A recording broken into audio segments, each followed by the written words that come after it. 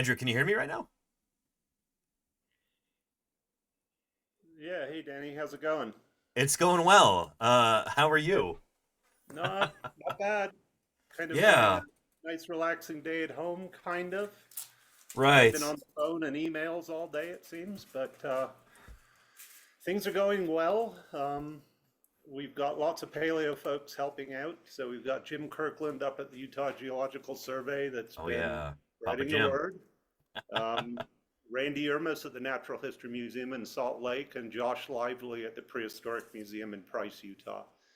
Excellent. We're also potentially getting help from the Idaho Museum of Natural History as well. They're talking about Right. bringing. With So Robert Gabe, I think. let me turn this up. I'm sorry, Yeah. what was that?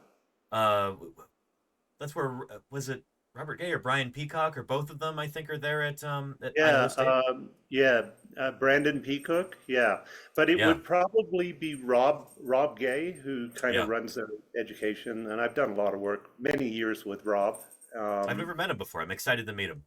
Yeah. yeah, Rob's a great guy. He's a hard worker and loves the paleo. Right. Kind of an entertaining fellow too. So, uh, Yeah. Let's dive into it. Thank you so much, Andrew, for I was expecting to start this a little bit later on. I wanted to give you some more time, then you jumped into the chat, and thank you for being available earlier too. This is wonderful.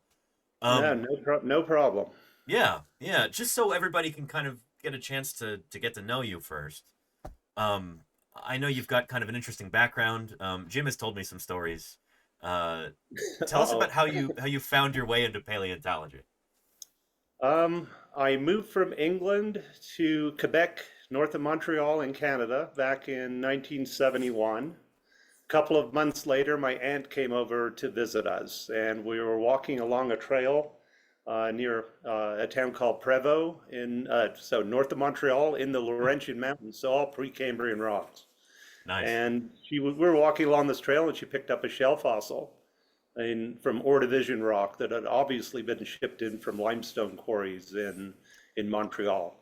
So Uh-huh. it was transported rock, and I was just fascinated. Like, how did the shell get in the rock? And I started collecting them. And I got home, and my brother gave me a book on prehistoric animals, and I saw my first dinosaur. Um, About how and old were you at the time? I was 6. Okay, okay, nice. Yeah. So I Yeah. started digging holes in the driveway. Once again, gravel shipped in from Montreal. Uh-huh. And I actually still have some of those fossils in my massive fossil collection. So Nice. anyway, I just became an avid fossil and mineral collector.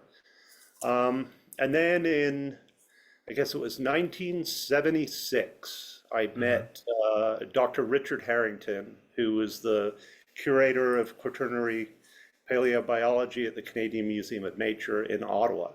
Nice. And Yeah. I started spending quite a lot of time bringing fossils to Dick.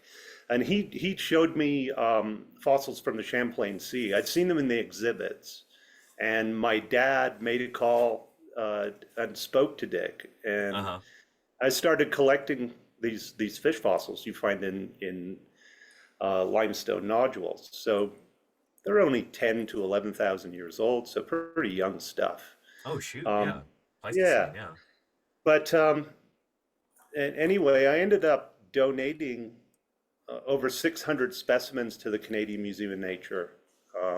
And Wow. they included a complete leopard frog skeleton Mm-hmm. with bug and with beetle and fly parts in the gut, a seal skull. Very cool. The furthest inland an Atlantic cod has ever been found in North America, which was Shoot. found west of Ottawa on the Quebec side of the Ottawa River. That's nuts. So Wow. I'm still fascinated with the Champlain Sea. I have thousands of specimens. I've since made bigger donations. Mm-hmm. So in 1988, Dick hired me on after this donation to start processing the collections, processing their historic collections that were collected in the late 1800s and early 1900s. So Mm-hmm. that was pretty cool. And also, processing their collections and looking for new sites. And I ended up finding a whole bunch of new localities. Um, then I got a phone call in '89 from Dr. Desmond Collins at the Royal Ontario Museum asking me if I wanted to go and dig at the Burgess Shale. So Oh I said, wow. hold on a second, I'll call you back. So I went and spoke to Yeah. Dick, and he's like, you can't pass up an opportunity like that. No, So shoot. in, Yeah, in that's 80, yeah, so within a month, I was on my way to Calgary to go dig the Burgess Shale for my first season. up I in ended British up working Columbia, there right? for, Yeah, yeah, I ended Yoho up National working there Park. for, oh, sorry, what's that? Yoho National Park up in British Columbia, right? That's where the Yeah, Burgess Shale exactly. is. Yeah. Yeah, For anybody, yeah. so a lot of our audience here, is not necessarily super well acquainted with paleo. That's one of the reasons why Twitch is such a cool medium for science outreach. Is like we're reaching new audiences who they're not necessarily super well versed in fossils. So for Mhm. anybody who's unfamiliar with the Burgess Shale, who's watching right now, this is this incredibly important assemblage of fossils that kind of represents like the Cambrian explosion, when you get Mhm. all of this incredible menagerie of different animals that are first appearing in the fossil record, and it's one of the world's most famous and frankly scientifically important fossil sites. So getting a chance to work there is, I mean, how did that feel? Um, Very special. Yeah. This is also the reason why at the age of 21 I have a very had a very bad back, and I Uh, still do. yeah. Um, they call it shale, but it's more like slate, and Uh-huh. it pops out in massive blocks. So it's really hard work, Mm-hmm. um, but the fossils are spectacular. Um, you know, you usually don't find sites with soft parts preserved and things like this. And the Burgess Shale is famous for that. I'd say every year we probably, anywhere between 5 to 15 totally unknown animals would turn up while we're quarrying. Completely new to science. That's so cool. Yeah. Yeah. So there's a lot of critters that are sitting in drawers at the Royal Ontario Museum still waiting description. Mm-hmm. Anyway, these fossils are around 520 million years old. I worked there in '89, which was a lot of fun because it was searching for new localities. So a lot of hiking around in the mountains, helicopter flights, sleeping in some of the craziest places you've ever seen.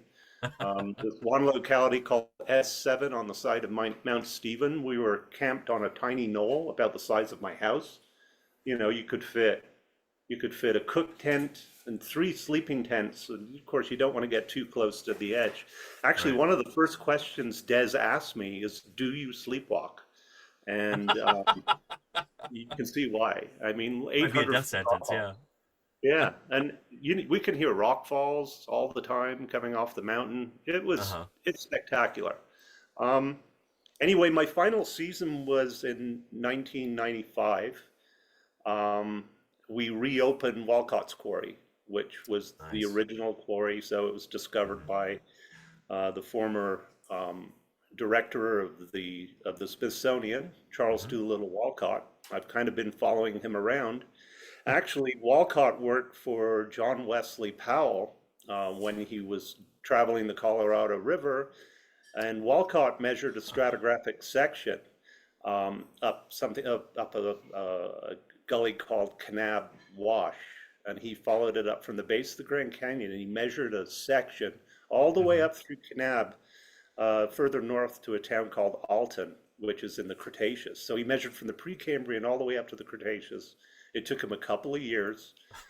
And on the Wow. way, he found these triangular fish scales that were enamel coated, and they're from Uh-huh. a group of fishes called the semionodids. And it turns out that these fossils were actually from the Manavi Formation, and that's where our site in St. George is located. And of course, we're digging up, and we found many fish, lots of semi-noted fishes at our site in St. George. Mm-hmm. Anyway, I ended up going to Brock University in St. Catharines, Ontario. I did major in geology with a minor in biology. Mm-hmm. Um, and I started working on a master's degree. I was actually going to work on late Silurian Eurypterids, sea scorpions. Have I I collected a lot in near Fort Erie, which is across the river from Buffalo, New York. Mm-hmm. And I was going to look at the taphonomy of Eurypterids at this particular site. Um, so unfortunately, my prof, Dr. Steve Westrop, who's a trilobite guy, works on Cambrian trilobites, Mm-hmm. and Ordovician too, he ended up taking a job as curator of invert paleo at the University of Oklahoma. Huh. So unfortunately, they couldn't take me on for a master's degree because I had no supervisor. Um, then my wife, who's a physiological psychologist and statistics professor, she graduated from McGill University in Montreal. My wife Lynn, we've been together for a very long time. We started dating grade 10 way back. So Wow. anyway, yeah, she ended up getting three, well, accepted at three places: Madison, Wisconsin, Nice. Charlottetown, Prince Edward Island, and Cedar City, Utah. And as soon Huh. as she said Utah, because of the paleontology, I said, let's go. All So right. in 97, summer of 97, we moved to Cedar City. My wife's a professor at SUU and Hmm. Southern Utah University. And anyway, I started contacting people as soon as I got here, pretty much. Mm-hmm. My first fossil excursion was walking from my house in Cedar, kind of heading east up onto the ridge. I could see all these light-colored rocks, and I went up there and discovered ammonites for the first time, early Triassic to middle Triassic ammonites. And Very we cool. actually, Spencer Lucas and I published on that site back in 2007, the Hmm. ammonite site. So um, yeah, anyway, I was basically hanging around, couldn't do much. I had no job. I didn't know what I was going to end up doing, so I jumped in and we set up the Southwest chapter of Utah Friends of Paleontology, which for quite a long time was actually the largest chapter in the state, even bigger than Salt Lake for a while. Nice. But that came after the discovery of Johnson Farm. Mm-hmm. Um, so I became good buddies with Jim Kirkland. I met Jim in '98, I think it was, Huh. through Dr. Jeff Eaton, who worked on Okay. Cretaceous mammals. I met Right. Right. Jeff first, and I used to help Jeff with fieldwork, collecting microsites. Mm-hmm. And then I met Jim after I found a site um, near Cedar Canyon, up Cedar Canyon, a place called Maple Creek. Um, and I found one of my friends, Dustin. He found this beautiful fish jaw, about 3 inches long, full of teeth, Hmm. um, probably from the Notsarita Formation, which used to be the Dakota. Right. So Yeah. early late Cretaceous in age. We've heard Jim Um, talk about the Natarita Formation yeah, many, many, yeah. many So times here on the stream. Yeah. probably 80 to 85 million years old. Right. Anyway, Yeah. so that was my first day meeting Jim with Mm-hmm. Jeff, and while they were up, sitting on the hill, looking at some stuff where the fish jaw had come out, where they were finding more fish bones. I went and stood in the creek and dug into the bank, and pulled out a complete stomatopod shrimp. Um, we found this one site. There's not only stomatopods, so the mantis shrimps, the pistol shrimps, they're also called. Right. So a Yeah. fossil of one of those. Mm-hmm. We We talked about those found yesterday many on of stream. That was something that we watched some videos about that after we watched Jim's talk about some of the stuff at the St. George site. So Yeah, our they're audience is pretty. well familiar with those now. Yeah. The So there's mantis other shrimp. kinds of crabs too, and so these are all new taxa. They're Uh huh. completely undescribed. Anyway, so then in 2000, early 2000, it was late February. I got a call from Jim asking me if I could go and check out this dinosaur tracks that have been discovered in St. George on private land.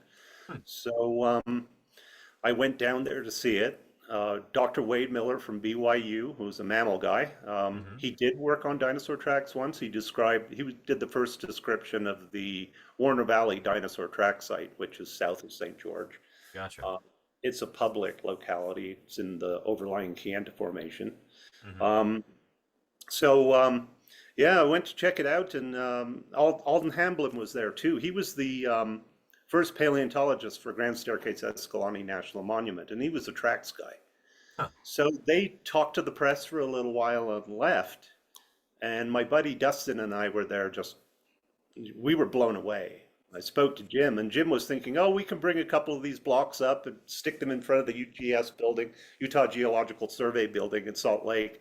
And I said, no, this site's special. There's too much stuff here. Right. Um, so in April 2000, Dr. Sheldon Johnson, who discovered the site, so he'd started leveling this hill on his property, Hmm. and he came across these dinosaur tracks.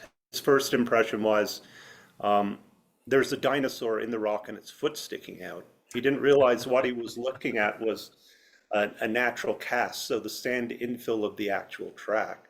Uh-huh. They're beautiful. They're spectacular. If you guys have, if any Gorgeous. of you have not been to this site, you have to come and see it. Um, we have now over 6,000 footprints at our site. Um, Over 1,200 of them, 1,200 are preserved in the in-place track site that the museum's constructed over, which we call the top surface track site. So again, jumping back in time here, April 2000, Dr. Martin Lockley, Jim Kirkland, lots of volunteers came to the sites to start excavating. And what we started doing was flipping over these giant sandstone blocks. The largest ones are up to 12 tons, so really Jeez. big pieces of rock. Sheldon was using his own track hoe to flip the stuff over. Uh-huh. So we were mapping the position of footprints on the underside of the blocks. And then we realized, okay, there's footprints all over the top as well, over the top surface of this sandstone bed. And like I said, we mapped over 1,200 footprints on that one surface now. On the south side of Riverside Drive. The sites, of course, continue across the street to property that used to belong to a man named Darcy Stewart. Hmm. Anyway, so yeah, it was just such a big big site. We're talking 2 acres on the south side of the road originally, and rock spread all over the place. And Uh-huh. then across the street, it was at the time it was all just natural badlands, totally undisturbed. Um, and since then, they've started ripping down the hill. So late 2000, 2000, early 2001, they'd started removing rock from across the street for landfill underneath the Washington City Costco and Walmart. So they were using it for fill, and Uh-huh. somebody reported that they saw fish fossils there. So I went down to check it out. I came across a rock lower down in the hill, so very close to the road, and it had these three parallel scratch marks across it. And Hmm. I knew right away that that was made by an animal, so I picked it up and I took it over to the museum, Right. which was a just a small roof constructed by Sheldon Johnson without a permit, just to try and protect Right. uh, the rocks. The city Hmm. then put up a fence around the site, realizing that it needed some protection because visitors were just showing up in droves. Just walking away with Um, things, right? Too. I yeah, mean, that's something that Jim was talking about in the talk that we looked at yesterday. yeah. Yeah. So, and anyway, so we did find lots of fish fossils and fish remains across the street, including these structures we called fish sticks. At Hmm. first, we thought they were coprolites, like Huh. dinosaur coprolites, but Hmm. they turned out to be these big rolls of fish debris, kind of like what you see today on the Salton Sea, where you've got tilapia washing up on the shore, Sure. and you get these large rolls of organic material, kind of in a waxy material. Hmm. And they're all oriented parallel to the shoreline of the lake and evenly spaced about a meter half apart. But really cool structures. Anyway, so we knew right away that across the road there was some important stuff. Then in October 2001, the city of St. George said, "Do you want a job?" And I said, "Absolutely." Um, so I started off helping to consolidate and preserve the blocks. Started a volunteer program. There was already a volunteer program in place. Hmm. So getting docents there to kind of explain the site to people. Um, so that's kind of how it all began for me at St. George. So I've been there pretty much since the very beginning. Right. And of course, on the 24th of February, we just had our um, 25th anniversary of the locality. So it's been quite the adventure. Very nice. Yeah. In 2002 into 2003, Darcy Stewart started excavating, having his crews dig across the street. And they Hmm. weren't cooperative with us at the time. But eventually, Darcy kind of changed his mind and went, "This is too important. We can't destroy this stuff." So he ended up making two massive donations, including our huge collection of dinosaur swim tracks, so the scratch marks that I told you about. Right. Yeah. We now have over 3,000 individual claw marks of dinosaur swim tracks preserved at the site. We've got about 150 blocks quarried from that one particular bed. Hmm. So you can see on multiple surfaces at the track site, you can see footprints that are made onshore, and on the same surfaces, you can see evidence of the shoreline and then the tracks that are made offshore. So these swim tracks are made by animals that are buoyed up in the water, and if their Hmm. toes, and they're kicking their feet, and if their toes can strike the muddy bottom, they'll leave these sets of anywhere from 1 to 3 parallel scrape marks, which is a trace called chirictictos. And so they're made by swimming, meat-eating dinosaurs. Um, and then, of course, they started building the school in 2003. There was a massive dig. We called it the fish frenzy, and that went on for over a month of excavation. But Hmm. of course, we had all this massive equipment to help us move rock. Right. They were also building Fossil Ridge Intermediate School nearby, and they shoved a lot of the rock debris to the east over the the land where this substation, electrical substation, is going to be constructed. Right. So we have a 3-story rock pile um, in the way that's about as half as long as a football field, and it's full of fossils. So we need big equipment. We need track hose, we need front end loaders to spread all this material out so we can go through it and salvage fossils. Um, just a couple of days ago, I rock sawed out 3 dinosaur tracks just to get them out of the way. We Hmm. have a block sitting on top of the pile with 3 large theropod tracks called eubrontes. Right. Um, anyway, it's full of fish material too. So the bone beds that we've discovered. Um, anyway, jump in like if you wanna, Yeah, sure, sure. I if you wanted to want actually ask want me you a to. little bit about, well, first of all, I don't know, I may have said this before to you, but one of my favorite papers of all time is the paper that you were an author on with Jim and a few other people, The Case for Fishing Dinosaurs at the St. George Dinosaur Discovery Site. This is something that I'm citing in an upcoming paper of mine, too, on piscivory and spinosaurs. I Mhm. was wondering if you could talk a little bit about that and uh, what was the impetus for this paper? Um, what were your favorite parts about the project? Because what I really like about it is it's not just morphological evidence for fish eating behavior in dinosaurs, it's actual Mhm. behavioral evidence. Like, Right. we've got footprints from this site that imply that these dinosaurs are running around in shallow water trying to Mhm. catch fishes. So, yeah, Right. tell us a little bit about that. How did that whole project start? So probably a little bit of um, geologic history about the site. Uh So huh. our locality is located right after the end Triassic mass extinction. Right. So around Really important time. 201.3 million years ago is the estimated date for that mass extinction, and it's considered one of the 5th largest mass extinctions on the planet. Hmm. and that we know of. And anyway, so we're seeing all of these beautifully preserved footprints, and of course, bones and stuff like this. They give you an idea of what the animals look like, but tracks and traces show you what the animals were doing while they were alive. So Right.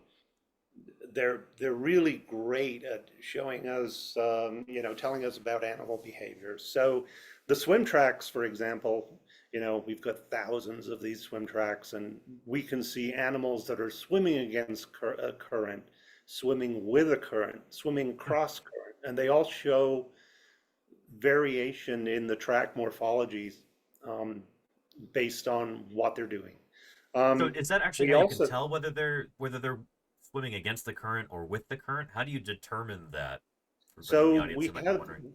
yeah, so an understanding of sedimentology is very important. So sedimentary structures like ripple marks and Hmm. flute casts and tool marks and these different kinds of sedimentary structures which tell you current flow direction. Also, the invertebrate traces also give you an idea of what kind of an environment you're in. So whether um, you're underwater or on land, there's a variety of invertebrate traces. Hmm. So again, we found these upper bone beds across the street loaded with fish. Hmm. Um, we have freshwater sharks. We have large coelacanths, which Jim and I named the shark Lesotho johnsonorum after Right. Sheldon Johnson and his family. We named them Uh-huh. that in 2006. We also have a lungfish called Ceratodus stewarti, named after Darcy Stewart, who Right. donated millions and millions of dollars worth of specimens to the museum, as well as 5.5 acres of property across the street, Hmm. um, which will eventually become our main museum. Um, and then mixed in with all of this abundance of fish material, we're finding dinosaur remains too.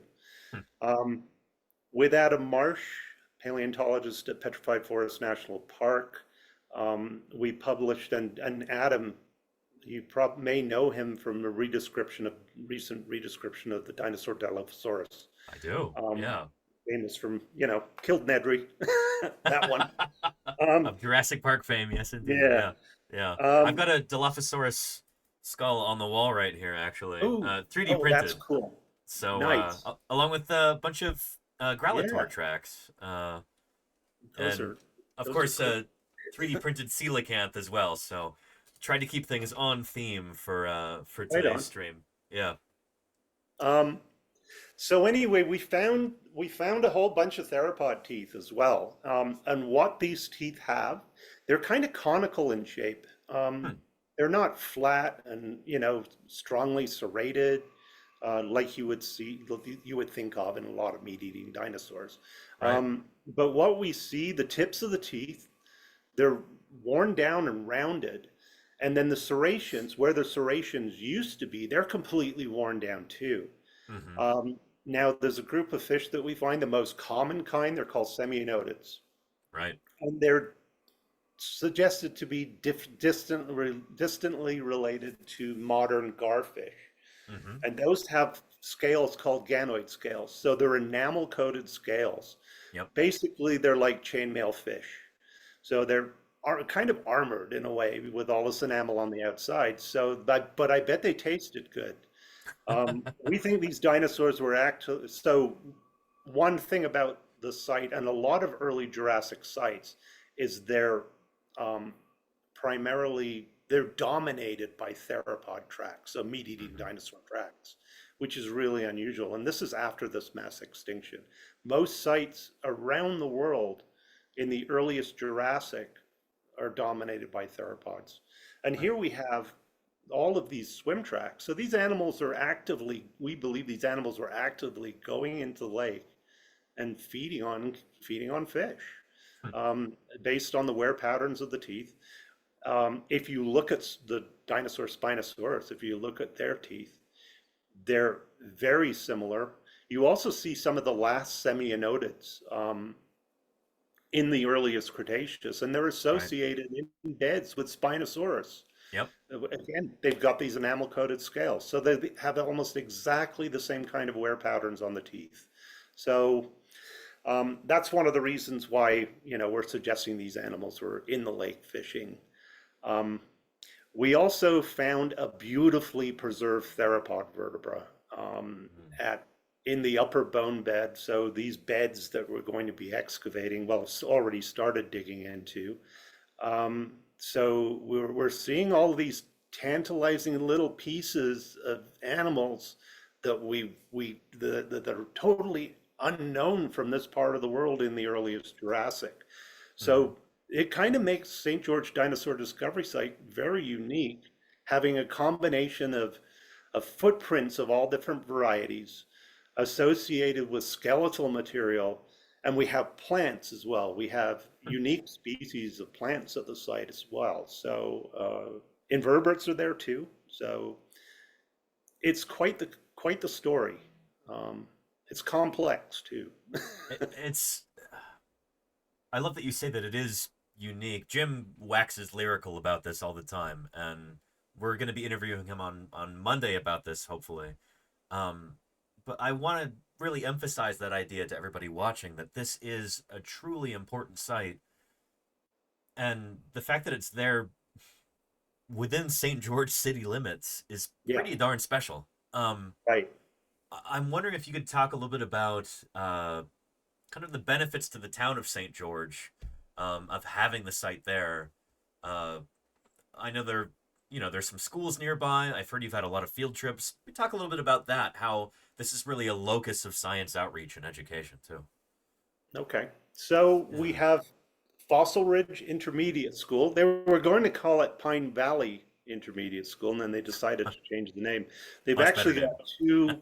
two full-size Dilophosaurus skeletal sculptures in their big common room in the school when you go in.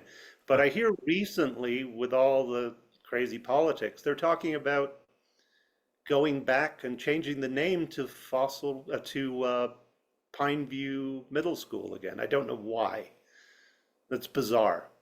Anyway, um, so we've got that school, and then we've got another school called Mill Creek, which is right Hmm. next to us as well. So Uh-huh. lots of schools.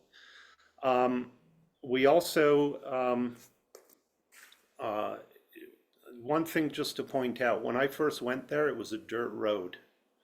And now, because they built the bridge from Mall Drive, so we're right on the corner of Mall and Riverside Drive. So they built a bridge over Virgin River, which opened up Washington Fields to the south. Uh-huh. And I would say that intersection is now the busiest street in the whole town. Shoot. Um, anyway, why it's so important for the town? Hmm. Um, how many towns have a major paleo site in the middle of town? In the I middle mean, of it. That's nuts. Yeah. I mean, Yeah. Jim brings up, and I agree. I've been there. La Brea Tar Pits is spectacular, and Hmm. it's such a fantastic, you know, thing to have, and it brings in millions and millions of people. Right. It sounds like the site you're working on, trying to establish Down is in Fremont. Yeah. also something We're similar. hoping that it will be on the order of same importance, on the same order of importance as St. George or La Brea. But Right, that's kind of the dream. Like that's something to right, aspire to. What you've been working on right, there. Yeah. exactly. So there have been rankings done, a publication by Dr. Martin Lockley. We miss Martin a lot. Yeah. Martin passed away in late 2023, and he was a massive contributor and a good friend. Um, but yeah, he and Bruce Schumacher in 2021 published a paper ranking dinosaur track sites based on their importance in North America. Um, Dinosaur Ridge was number one, also Of course very it is. close to Denver, and Yeah. of course one of Martin's babies. Uh-huh. It does get a lot of visitors. Hmm. Very important site. High diversity of different types of tracks. And a Um, massive site too. and Just it's part of oh this yeah, mega track site, you know. it's Yeah. really, really big site. Hmm. Um, Hard to beat. and then he ranked St. George number two, which was cool. Yeah. Then Alcala and Company in a book, and I got a copy right here. Uh-huh. This guy, um, Okay. Dinosaur Tracks, The Next Step, which was published in 2016. I need to get Martin that and I one. have a chapter in this book on swimming behaviors in dinosaurs and other animals. Nice. Alcala and Company published on a ranking of tracks worldwide, Mm-hmm. and they placed St. George Dinosaur Discovery Site as number 18. Huh. So worldwide. So That's that's pretty cool. that's impressive. Yeah, especially Yeah, when just to kind of put things in perspective for the chat, dinosaur fossil tracks are not necessarily rare. I've heard Martin actually they're, say that, they're dinosaur common. footprints might be more common than dinosaur bones. Just Absolutely. bone for bone. Yeah, so it's not Right. like these things are super super rare or anything. So to be ranked number 2 in North America and number 18 around the world is that's high praise. Just to It put things is. into perspective. Yeah. And I think one of the reasons why and I think the rankings worldwide will definitely increase, especially when we develop the property further. Mm-hmm. Where I mean, the locality, the footprints, because of the kinds of sediments the animals are stepping in, Mm-hmm. they're, the details are spectacular. Skin Amazing. impressions on so many of the footprints. I mean, Yeah, you seeing the don't papillae on there is incredible. Yeah. right. Yeah. Yeah. So yeah. So anyway, I think I got off track with your question. That's okay. It's live broadcast. That always happens. Okay. It's what keeps things interesting. Yeah. Um, well, and speaking on the detail there, we started watching that talk yesterday on stream that Jim gave about the St. George dinosaur track site, and he was talking about how um, the original discovered the landowner. Shoot, what was his first name? Mr. Johnson. Sheldon. Sheldon Johnson. Sheldon Johnson. Yeah, he first saw that natural cast of the dinosaur foot in there, and he thought he had an actual fossilized dinosaur foot sticking out of the rock Yes. because it has the skin texture on it and everything. We saw images of that, and it is truly extraordinary. Just being able to look at that and see what this animal looked like 200 million years ago is Mhm. something extraordinary. It's almost magical. Um, Yes. I'm wondering, kind of on that like emotional level, what's been the most exciting or surprising thing for you working at this site? And maybe following on to that too, what are some of the things that you hear from visitors, questions or remarks or things that blew their minds while they were there? Wow. Yeah. Um, having found so many things there, Uh-huh. it, It's hard to I choose. I found can understand. It's a remarkable site. yeah, I discovered both of the plant localities. Um, Nice. those were published in 2006 by Don Tidwell and the late Sid Ash. Uh-huh. Um, they asked me if I wanted to be a co-author. Um, or do I want to have something named after me? So I said, sure. So I've got a plant named after me called Milnerites, which is a conifer. Very nice. But that was exciting, just being able to find identifiable plants. Right. And then also co-discovering the first dinosaur tooth with Sheldon Johnson himself when we were playing across the street, just Very with a cool. trombone. That was kind of neat. I Mm-hmm. found the first piece, and then Sheldon go, "Oh, here's the rest of it." So that was kind of neat, you know, Uh-huh. Mm, finding something with Dr. Johnson who found the site. The biggest thing for me was finding in May of 2000, finding the first slab with swim tracks, and at the time they were still considered controversial. Right. Uh, Yeah. and then when they started developing the property across the street, and they were churning rock up, and I noticed this big rock that had been pulled up out of the hole, Mm-hmm. and I could see it had been bashed with a digger, Mm. and you could see all these scrape lines across it, and I'm like, okay, volunteers, get in that hole, clear out the dirt, let's see what's going on. And sure Right. enough, that was discovering exactly where the swim tracks came from. That's so Like I cool. said, we ended up excavating over 150 blocks, and there's just so much information, not just these cool swim tracks, but all of the invertebrate traces, interesting sedimentary structures that are associated. We've got things that we would call kind of a scratch circle. They're more Hmm. like semicircles. Basically, you've got plant material that's sticking up off the muddy bottom. The current pushes it down, and then it oscillates back and forth in the Right. direction of the current. We Hmm. have thousands of those preserved at the site. Prior to this, there were only two or three localities in much older rocks describing these fluvial scratch semicircles, and we Hmm. have thousands of them at this site. Not to mention the swim tracks themselves. So we also have footprints of larger animals that are, you know, were able to touch bottom when all these other critters or smaller dinosaurs were swimming around. Uh-huh. Um, and we have one that we found, which is actually part of the map quarry.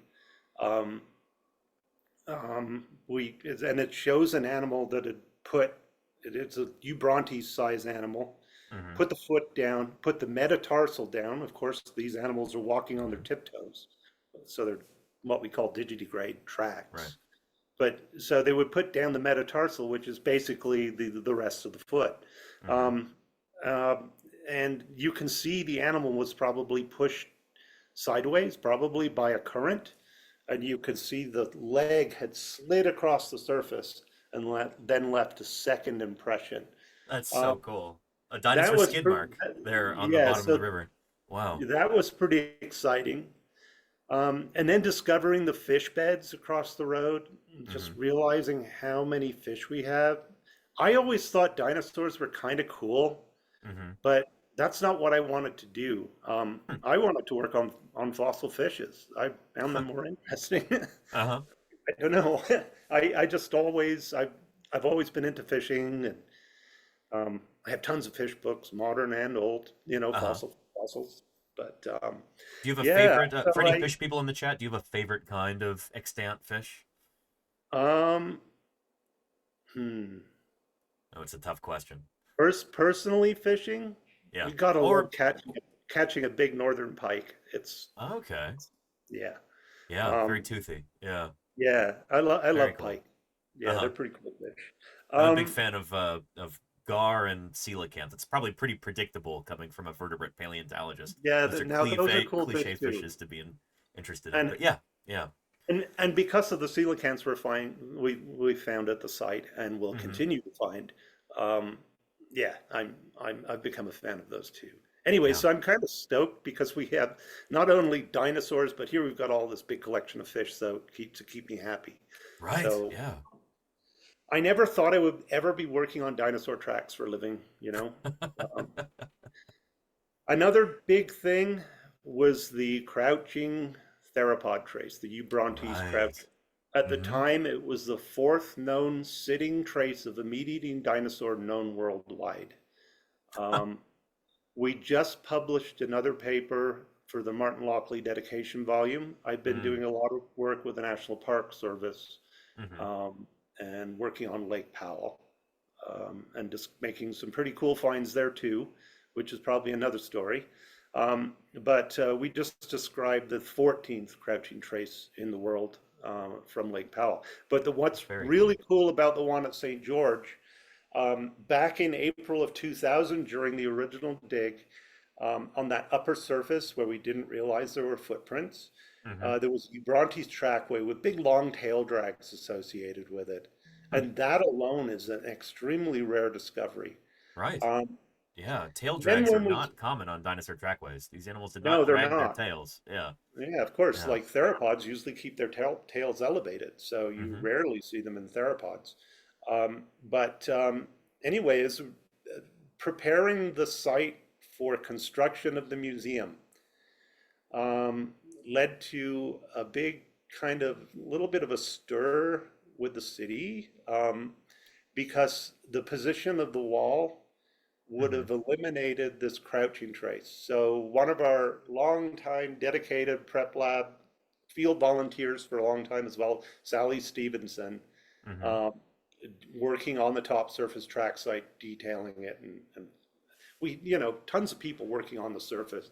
She came across the crouching trace first, and sure enough, it was in the same trackway with the tail drag mark. Mm-hmm. It's a trackway with 31 footprints in it. What's really cool, almost every footprint in the left track has a digit one trace, which you The rarely helix, see. yeah. Yeah, Very so you cool. rarely see Yeah. that. That's also rare in footprints, but we only Mm-hmm. see it on the left foot and rarely on the right foot. It's Really? also dragging its tail and it crouched. So the Huh. first time it crouched, it puts the hands down. Uh-huh. It because it was sitting on a slight slope.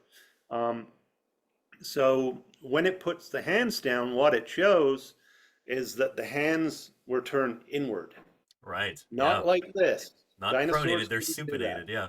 Yeah. Yeah. Uh-huh. Also, the way the animal crouched, very bird-like. Mm-hmm. Um, the setup in the arms, the morphology of the arms and the way the animal crouches are very bird-like, way before birds. Yeah. So, um, so anyway, these Eubrontes track makers could carry a basketball, but they couldn't dribble one. Yeah. I like that. Yeah. Yeah. So we were talking about this yesterday on stream. You know, it's one of the things that Jurassic Park, despite being ahead of its time in a lot of ways, that's one of the things they got wrong with those pronated wrists on all of the dinosaurs. Mhm. It's so cool that you've got direct evidence, not just morphological evidence, not just this is how the bones articulate that shows Right, how these animals actually oriented their limbs, but you've got a trace of this animal resting right, there on the mud and then showing the morphology of this is how it carried its limbs. right. Incredibly cool.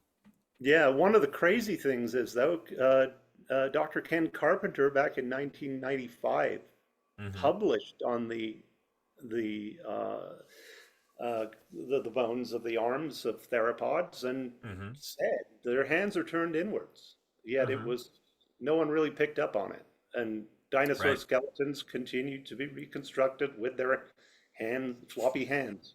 Yep. Yeah. So it Yeah. wasn't until we published in PLOS One in 2009 that they actually changed that. So that's one of our most exciting, one of my favorite things that we've discovered, I guess.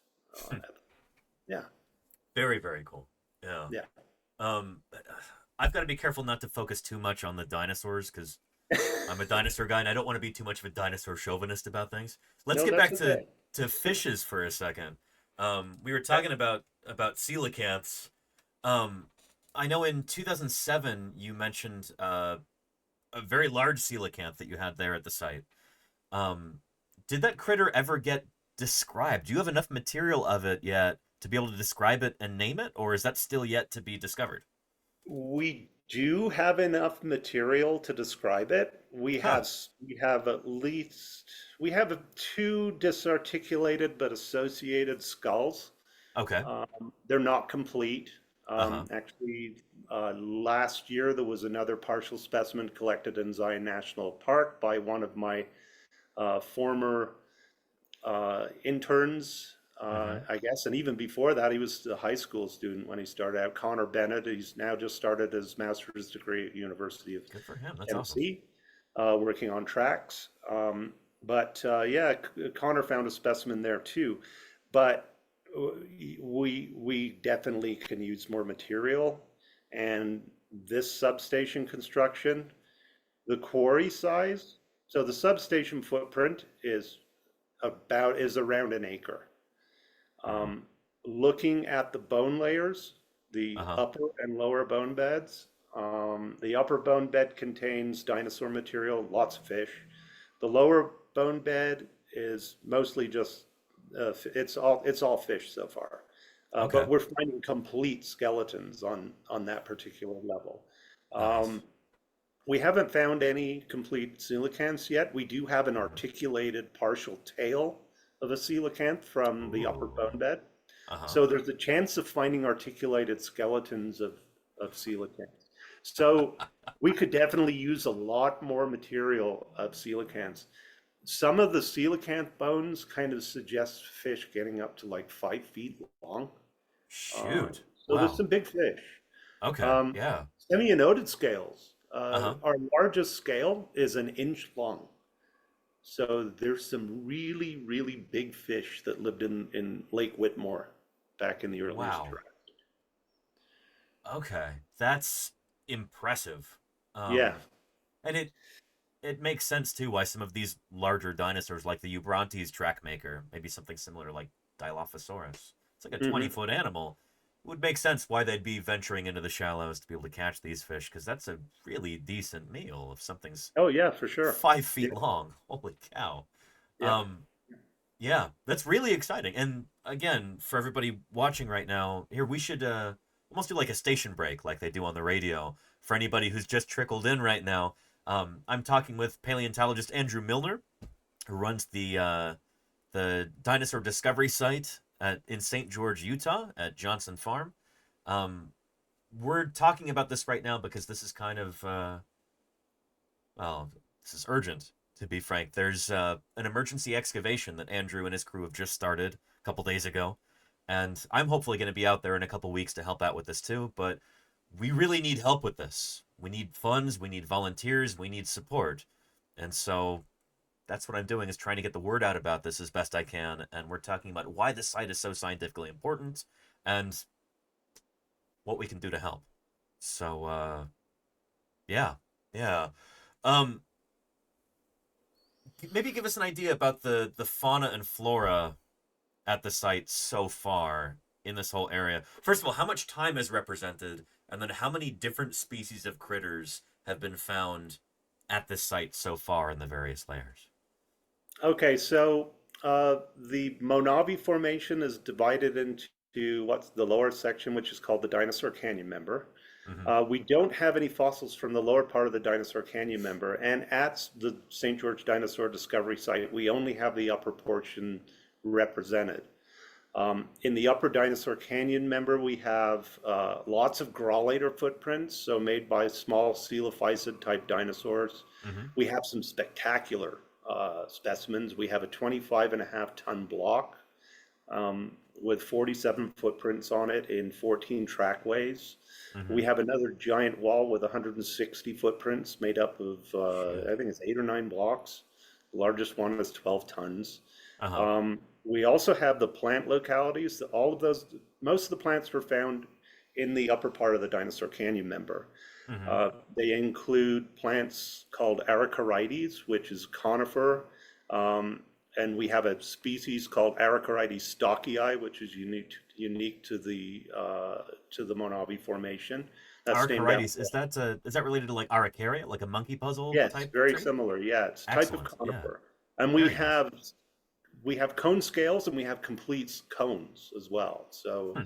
um, we also have another unique conifer called St. Georgia jensenii, named after what used to be Jensen Ridge, which we couldn't see Washington Fields from the museum. It's Uh-huh. amazing. I mean, like I said, it was a barren area, and now it's just, we're totally surrounded in the city. It's Huh. bizarre, the name, Johnson Farm. People Uh-huh. come expecting to see animals on a farm, and it doesn't exist anymore. We're Right. looking Yeah. down on the roof of a Smith's grocery store in a big shopping center called Dinosaur Crossing. It's just, it's crazy. It's built up so fast. Uh-huh. Actually, in 2006 and this year, last year too, it was the fastest growing city per capita in the United States. Holy cow. So, St. George, Utah, fastest growing city in yes. the US. Yeah, I don't know where they're going to find all the water, but Jeez. anyway, Yeah. um, and then we have Milnerites planus, the plant that was named after me, another type Right. of conifer. We Yeah. have Paphiophyllum. We have horsetails, equisetum. Mm-hmm. We have another really interesting plant that we didn't realize we had. We were thinking it was some kind of a lily pad-like impression. This came from the Ah. lower part of the Whitmore Point member. So the Whitmore Point member represents lake deposits and Mm-hmm. marginal shorelines of a lake, Right. um, an early Jurassic lake. So we call it Lake Whitmore. But in a Eubrontes track back in 2001, I flipped over this piece of rock to discover the footprint, but laying in the infill sediment was this kind of circular structure with these radiating ridges and like a stalk that came down the bottom.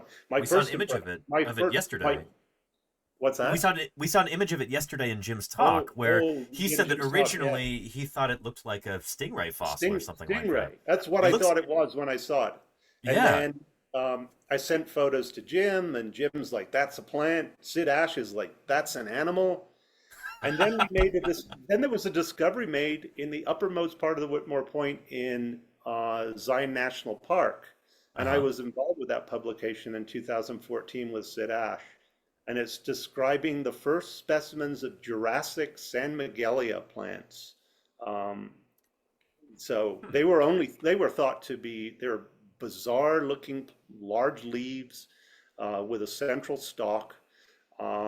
And they were thought to be exclusively Triassic and going extinct at the end of the Triassic. But here we have them in the early Jurassic too.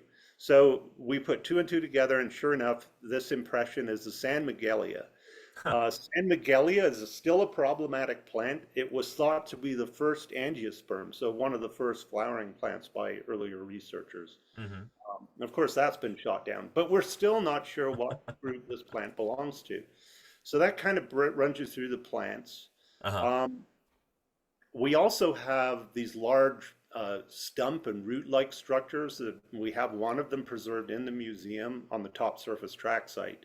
Hmm. Um, they're probably sections of trees with stromatolites that have built up around the branches. Um, Interesting. and we found our oldest vertebrate body fossils on the top surface track site, so semi-noded fish scales and bones mixed in with these structures.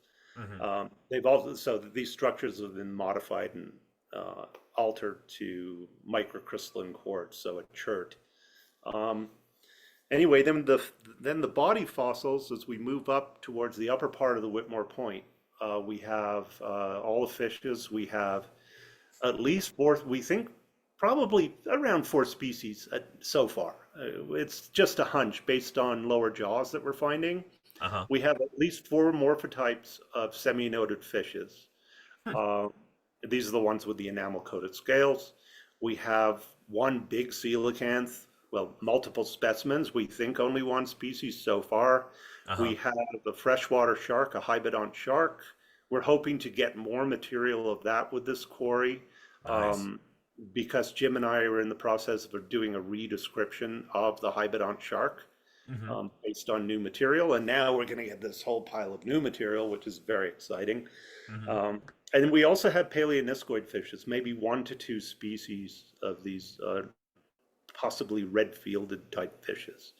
Huh. Um, we have the dinosaur teeth. We have the dinosaur vert. We have a small theropod tooth, Hmm. probably a coelophysid-like tooth, and then these larger theropod teeth.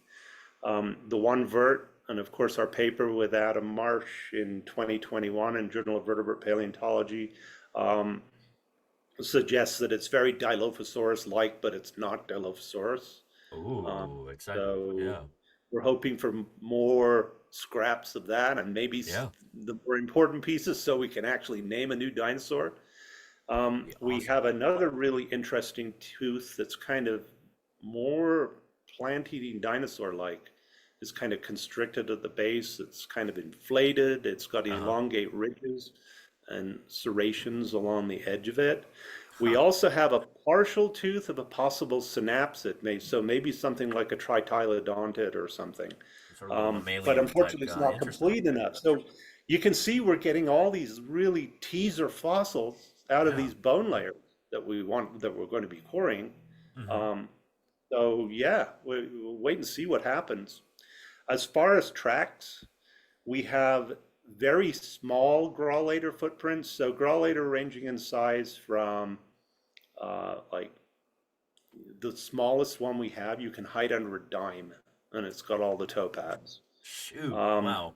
Hatchling, yeah, probably. that's the Yeah. smallest theropod we have. Hmm. Up to kind of a track type called Anchisoripus. So we're Hmm. talking, maybe 6, 7 inches long. Right. and they have the same kind of toe-pad arrangement as a smaller graulator. Those are probably produced by coelophysid type dinosaurs, maybe something like Syntarsus, Sure. or also known as Megapnosaurus. Megapnosaurus, yeah. Um, and then we have the, yeah, we won't get into that one. Yeah. And then That's a we have story the for another larger time, Chad. Yeah. Eubrontes tracts. Yeah.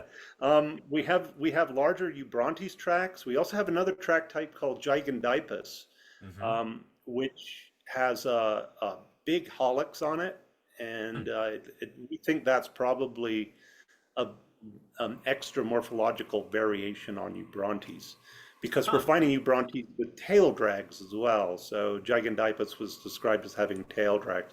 So we've got large theropods too. We also have another tract type called Chientipus, Right. which is slightly wider than long. And they've got very narrow toes, big, wide angles between the digits, so they're spread way wide. Huh. We also have some of the oldest records of footprints called Anomepus at our site. Mm-hmm. We recently found even older ones to the south of us in a place called Warner Valley, so lower down in the Dinosaur Canyon member. And Uh-huh. I'm working on that with Dr. Selena Suarez from University of Arkansas. Nice. Selena will be joining us hopefully later in April Okay. to collect more samples from the bone beds for isotope studies, etc. Very So, nice. uh, Yeah. um, so, so we've got small plant-eating dinosaurs that we're moving around as well. Huh. One of the more common kinds of footprints that we have is a tract type called Batrachopus. Batrachopus are produced by Protosuchus type animals, so Oh. long-legged terrestrial crocodilians. Uh-huh. We also have Batrachopus tracks that on the top surface track site that transition from walk to swim and swim to walk. It's so So cool. we've got them in the same trackway. So that's pretty rare.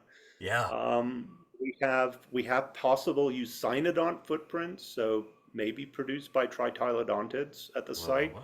We Nice. just published, Holly Hurtado, Jerry Harris, and myself published on those in just late last year. Mm-hmm. Um, what else? We've got a track type that it looks something that, it's one that Hitchcock, Reverend Edward Hitchcock, Right. named From Connecticut. from the Newark supergroup, equivalent age rocks in eastern North America, so Mm-hmm. Connecticut, Massachusetts. And they're called exocampi, and they were described in the 1850s.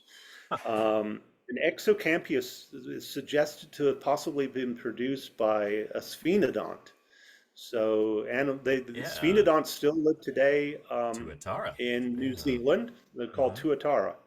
And of course, in the late Triassic and the early Jurassic, Far more the common and sphenodonts diverse. are all over the place. There's all Yeah. different kinds of species. Yeah. Yeah. We have also lots of other kinds of smaller footprints that need to be sorted out. So Huh. there's so much work to do at our site. Mm-hmm. Um, anyone out there looking for graduate research projects? I'm realizing that I can't do all of this in my lifetime. Um, so we need help. I'm handing away projects. Um, it turns out one of the really cool things about the St. George area is that paleontologists pretty much avoided it. Um, Peabody came here, did some work in older rocks called the Moncopi Formation, and some footprints were described from the St. George area, but Mm-hmm. no one explored it like we've been doing. Was it just When too I hot? first started What was the deal? what's that? Was it just too hot Yeah. there? Oh, yeah, that's probably one of the reasons. The winter's the best time to work down here for sure. Right. Yeah. When I came here, so in 2001, there were about 150 paleo sites known in all of Washington County. We're now over 700 paleontological localities. So pretty cool. Yeah. Um, Yeah. yeah. Dinosaur tracks all over the place. Most of them are It's dinosaur tracks, but we're finding bone sites too. Yeah. So we incredibly have important lots of stuff, research. and just the Yeah. diversity of different taxa, and not just body fossils, but trace fossils and plant fossils, and Yeah. I mean, you've really got it all there. It's Yeah. It's kind Oh, of everything you could ask for. yeah, we have fish swim trails too called Undigna on some of the track surfaces. Where are the pterosaurs, the flying reptiles? Where are the turtles? I Yeah, I have a feeling there's a chance we could turn them up in this bone bed. that would be Um, incredibly exciting if we found body fossils yeah, of them. yeah. Yeah, yeah, shoot. And maybe what evidence do we have about what kind of environment this was? Is it brackish? Is it freshwater? Is it saltwater? What's going on here, and what impact would that have on what kind of critters we see in this environment, what we can expect? So the Dinosaur Canyon, member, the upper part, lots of kind of river systems and actually playas Hmm. to some degree. And then Huh. this transitions as the climate becomes more arid, but there's still a lot of moisture, and Mm-hmm. it forms this lake we call Lake Whitmore, um, which was pretty large. Um, Mm-hmm. the eastern edge of Lake Whitmore would have been there would have been the Wingate Desert, in part. So it's correlated in part with the Wingate sandstone that you see to the east. Mm-hmm.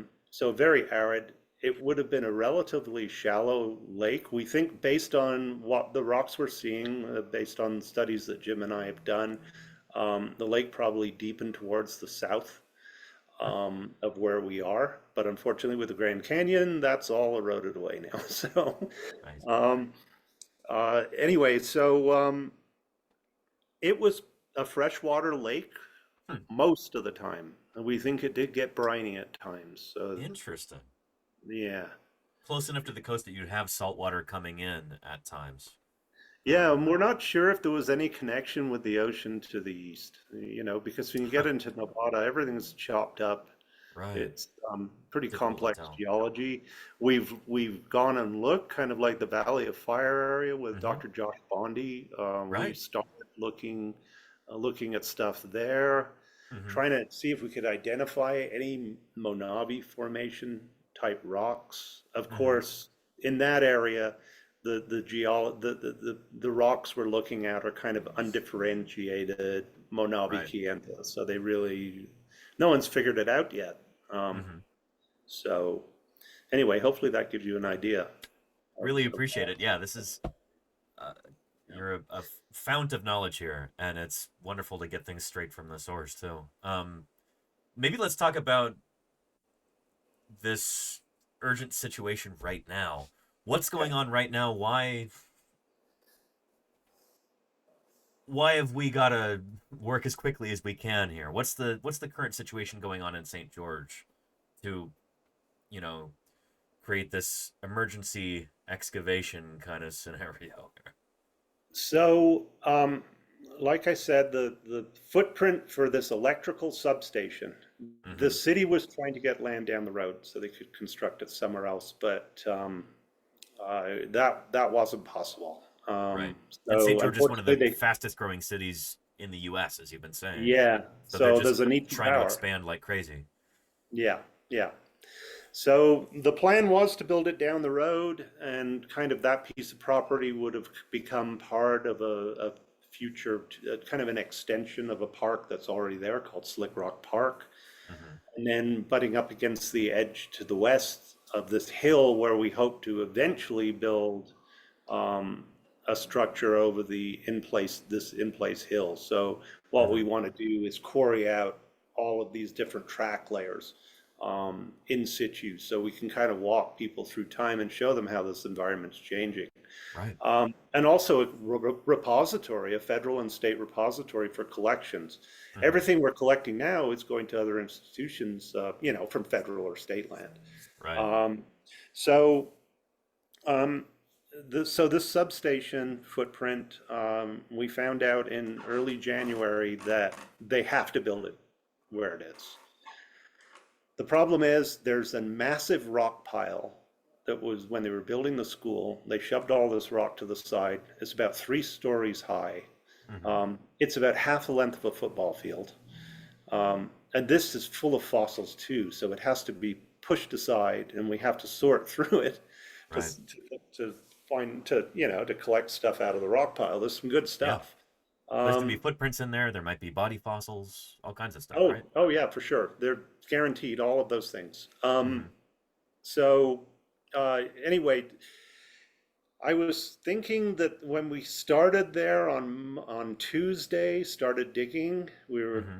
digging, started off by digging a trench through the hill to kind of identify where the bone layers were that we're targeting. Uh-huh. Um, and it ended up, I was thinking, oh, the bone beds are going to cover about half an acre. Uh-huh. Um, Still a lot of it turns out that's now pretty they're wide. lower in section, so it's more like 2/3 to 3/4 of an acre in size. So Oh our boy. quarries just become enormous. Right. Um, the majority of it is covered by this enormous rock pile. But what we have right now in the natural outcrop is also just massive, Mm-hmm. just to start with. So to complicate things even more, as we were clearing stuff off on Wednesday morning, Mm-hmm. we realized that we may have another track site right on top of the upper bone bed. So we have to clear that off carefully. Uh-huh. Of course, that's going to slow us down. Right. Yeah. What we're thinking of doing, we need to get some equipment in here to move rock. Uh-huh. Right now, we've been doing everything by hand. We have permission from the city to use hand tools, but we need a grading permit. We need to get large excavators. We need track Mm-hmm. hose. We need Right. front end loaders to move this rock pile and Mm-hmm. remove overburden above now this upper track surface. Mm-hmm. And then we've got about 2 feet of rock from this upper track surface down to the top of the upper bone bed, which is 2 to 3 feet thick. Shoot. So that Okay. all contains bone. Uh-huh. It's patchy, so we call it a bone bed, but it occurs on this one level. Um, I mean, you can dig in a spot, you'll find nothing for a couple of days, and then Mm-hmm. suddenly you hit a patch of bone, and you're just dealing with piles of bones. That's how it goes, Um, yeah. and of course, right now the surface stuff is super soft. Mm-hmm. It's easy to go through. We're actually using leaf blowers to blast the shale away and expose the iron concretions. So a lot of the Wow. fossils in the lower bone bed are locked up in iron concretions. Mm-hmm. So we basically have to collect almost everything. Jeez. We did find yesterday. I found the first fish of the Mm-hmm. trip, and about um, a 6 inch long fish. I'm not sure what kind it is yet. I think it's a semi-noded or hopefully Right. a paleoniscoid, which are really rare. Uh-huh. Anyway, we managed to get that jacketed and out. Of course, being on the edge of the outcrop, the stuff is super soft. But Really when we haven't get settled in back yet. into the hill, it's going to become nasty hard. Right. Um, so we're going to be using jackhammers. We need a generator. We have a loaner coming in from Josh Lively. He's got somebody up there that's loaning us one. So Mm-hmm. we'll have one for 2 weeks to start with. The one that we have at the museum, we've had for such a long time, and it's got all kinds of problems. We can't Mm. even, it needs all kinds of new parts. So it's not even Uh, um, worth fixing it. Anyway, so we're trying to line up people that can help us because we just don't have the money to right. pay for like massive equipment. Um, Mm-hmm. of course, rental places, we've looked into that. They require a licensed operator. Mm-hmm. Um, and that's hard to find too. We've got lots of people going, oh, we can operate the equipment for you, but they're But not they don't have the licensed. license. So, yeah. Yeah. So that Yeah. makes it a little tougher. Um, anyway, so we've got just around 2 months Mm-hmm. to dig this massive site, move all this rock around, It's a tall order. and dig it by hand. It's right now we're a small crew, but by the time we get all this rock moved and we've opened up a massive quarry that Mm-hmm. you know spans half acre across, we're going to need bigger crews Right. to try and Yeah. process all this rock. Um, like I said, the upper bone bed is 2 to 3 feet thick, and you've got to dig through that slowly.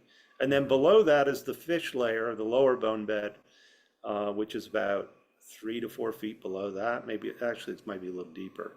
Mm-hmm. Um, So we're going to need equipment to come in once we're finished in an area and then scrape rock away. So then we can start processing the next level below.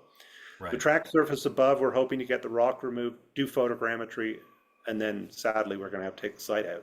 Um, Right. yeah, maybe we'll salvage some things. Right now, they're not looking. There appear to be footprints, but the rock is so fragile and brittle. This particular surface has symmetrical waveform ripples, so ripples that you see right on the shoreline of the lake. Mm-hmm. And then we've got these kind of elongate, possibly three-toed small grallator tracks on Huh. the surface. The bed is about a centimeter thick. So it's a super thin sandstone layer. So it's Jeez. really Yeah. hard to deal with at the moment. Uh-huh. I'm thinking as we get back into the hill, we'll be able to, we'll see better quality. Right. Anyway, so that's the dilemma. Right. Yeah. Yeah, And so you talked about the time frame here. You said about 2 months. yeah. So So bulldozers are the, going to be rolling in, what, like beginning of May, something like that? the city is talking about breaking ground on the substation sometime in May. We don't have a set date yet. Right.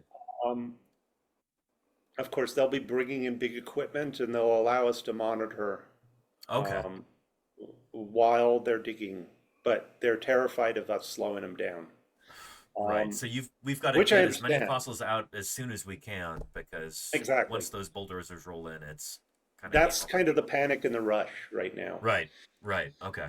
Our I hope other everybody massive, understands that who's watching. Yeah. yeah, so our other massive concern is once we've got all this stuff out, where are we going to put it all? Right. Yeah. Yeah. We already have a storage problem. Uh-huh. Um, we have over 300 blocks behind the museum that Mm-hmm. are under decomposing wooden boxes. We have blocks across the street. Um, you know, most of the swim tracks collection is outside. Mm-hmm. And you flip the box over, a rabbit jumps out, or you've got black widows and scorpions living all over the place, and the Oh, joy. boxes are breaking down and leaking, and there's mold and Right. even mushrooms growing under some of them. It's its own little environment. Uh, It's but yeah. It's my hope that if we can help garner some more attention, maybe a local business or mhm, somebody in St. George or someone there locally might be willing to donate money or donate a storage space or something like that so that we can keep these things from disintegrating so they can yeah, be studied and reposited yeah. and everything else. Yeah. For anybody who's watching right now, either live on Twitch or maybe later on in the VOD or on YouTube, if they would like to volunteer, how should they go about doing that? What should they know about the volunteering process? What should they know about what's expected of them? Who should they talk to? So the best idea is to contact our deputy curator, Mm-hmm. um, Jaleesa Bookwitz, and her email is deputycurator@utah.dinosaurs.org. It's best to send her email so she can get you on our contact list. There we We go. do have a form that we want people to fill out before they volunteer, and we're trying to get Right. people on a schedule. Mm-hmm. It's very, very difficult. We actually have somebody coming from England to help us, so it's like Mm-hmm. Eastern North America as well. So we've got a lot of people. We have over 100 people signed up so far. And Nice. I know Okay. those numbers are going to grow. Mm-hmm. Um, of course, with such a large quarry and the concentration of specimens coming out, we need assistance with um, not only the digging, so removing dirt, removing rock. Mm-hmm. You can see there are lots of overburden to dig. Um, and uh, and then jacketing specimens as we go. I heard you talking to people earlier about using gypsonas. We do Right. have plaster as well and burlap for doing larger jackets, but a lot of Right. the specimens, we can kind of trench around them, even rock saw around them. Some of Mm-hmm. them, when we get back into the solid rock, we can just rock saw them out, put a number on them, and take them over to the museum. It's Right. without a jacket because they're that solid. Mm-hmm. Um, a lot of it, though, in the upper bone bed is basically sitting there and just processing kind of with a screwdriver through the rock. It's that soft, a lot of it. Huh. You can actually dig it with a screwdriver or something like that. I hear you like oyster shucker. Oyster So, knives. Yeah, did Don tell you that?